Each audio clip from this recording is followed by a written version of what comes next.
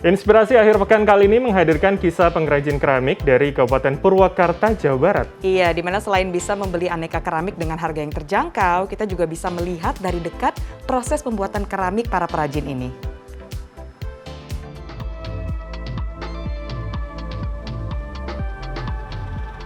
Tahap pertama, pengambilan bahan baku, yaitu tanah liat atau tanah lempung dari sawah-sawah yang berada di Desa Citeko dan Desa Pamoyana. Kawasan ini memang diberkahi dengan karakteristik tanah yang mudah dibentuk dan tidak mudah rapuh ketika proses pembakaran. Sebelum dicangkul, tanah harus diinjak-injak terlebih dahulu agar lembek dan mudah dibentuk nanti.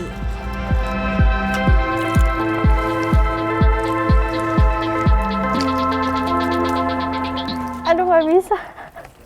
Udah berat bawa ini, udah berhasil. Tapi kaki saya nggak bisa digerakin. Pak Titi, Pak berat. Bentar, Pak. Nah, satu lagi.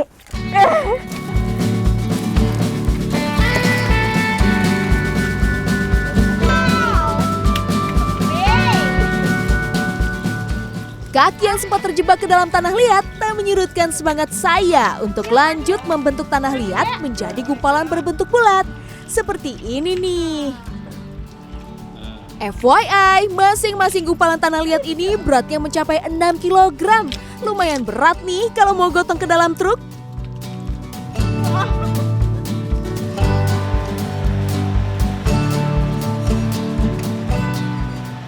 Tanah yang baru saya ambil harus diolah terlebih dahulu agar homogen dan mudah dibentuk.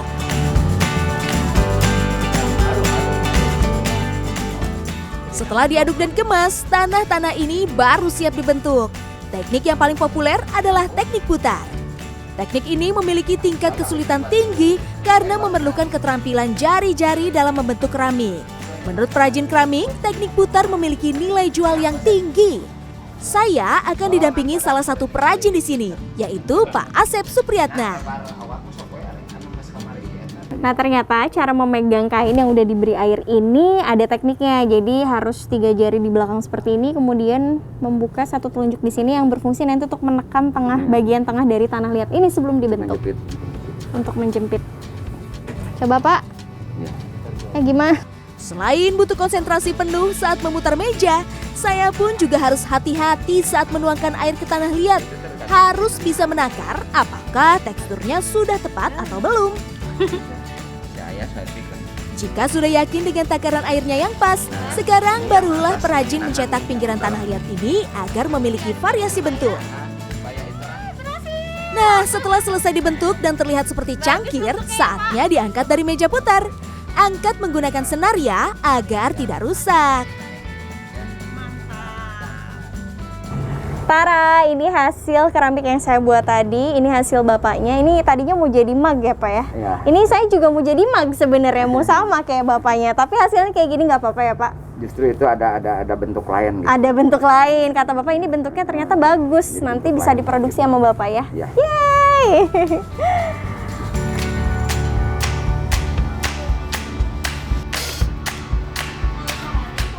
Selain teknik putar yang saya coba, ada pula teknik lainnya, yaitu teknik cetak dengan menggunakan mesin cetak manual. Saya juga mau mencoba teknik yang satu ini. Dalam teknik ini, tanah liat dimasukkan ke dalam mesin cetak manual, kemudian ditekan dengan kuat. Sebelum tanah dimasukkan, tanah dibentuk bulat terlebih dahulu ya, sambil dilumuri pelicin. Hancur ini mah Pak, asli. Ah, nggak bisa, Pak. Dia ternyata rapuh. Aku coba ngangkat. Pak malah ngancurin yang ini. Ya maaf ya, Pak.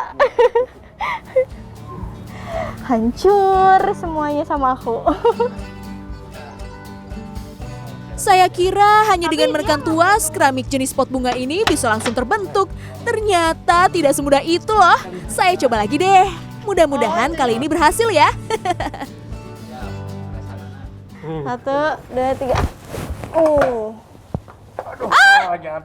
Jatuh. Kenapa, Pak?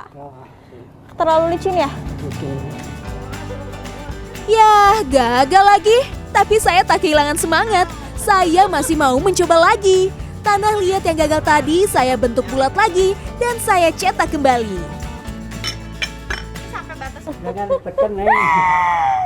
Ini ternyata ketika ngambil langsung dari mesin presnya nggak bisa langsung dipegang pakai tekanan gitu ya Pak. Jadi pegangnya harus pelan-pelan karena lihat hasilnya gagal. Gagal. Jatuh. Bikin lagi apa ya? Nggak apa ya, yuk bikin lagi. Ini adalah percobaan keempat saya. Belajar dari kesalahan, saya tidak akan menambahkan pelumas terlalu banyak. Saya akan menekan tuas dengan sekuat tenaga dan saya akan berhati-hati melepas pot bunga dari cetakan. Yeay, berhasil! Nah, dari hasil mesin press ini atau dengan menggunakan teknik press dalam 1 menit bisa menghasilkan 1 pot bunga seperti ini. Sementara dengan menggunakan teknik putar untuk menghasilkan 1 pot bunga seperti ini membutuhkan waktu 10-15 menit. Kita lanjut sini ya Pak. Setelah pembentukan tanah liat, kini saatnya penjemuran. Keramik tidak dijemur di bawah sinar matahari langsung ya, tapi hanya dengan diangin-anginkan selama kurang lebih seminggu hingga mengeras.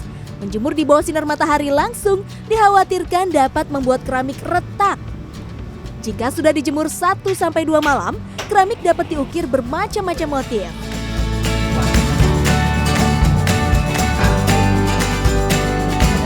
Dan terlalu nekan dulu.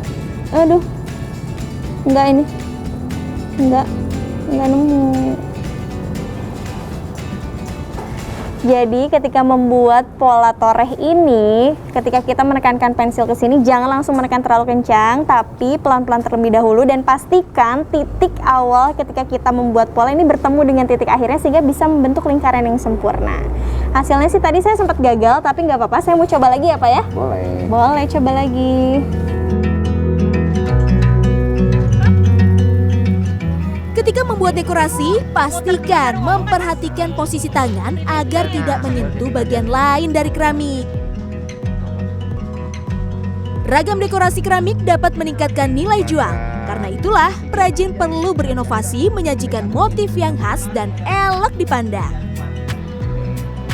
Setelah rampung, keramik siap dipajang di toko-toko yang berderet di sepanjang Jalan Raya Anjun Pleret sebagai sentra penjualan keramik. Keramik Pleret telah diekspor dengan tujuan Amerika, Inggris, dan India. Targetnya tahun 2022 ini bisa diekspor ke negeri gingseng Korea. Rizka Rizlia, Rusman Rusmana, Kabupaten Purwakarta.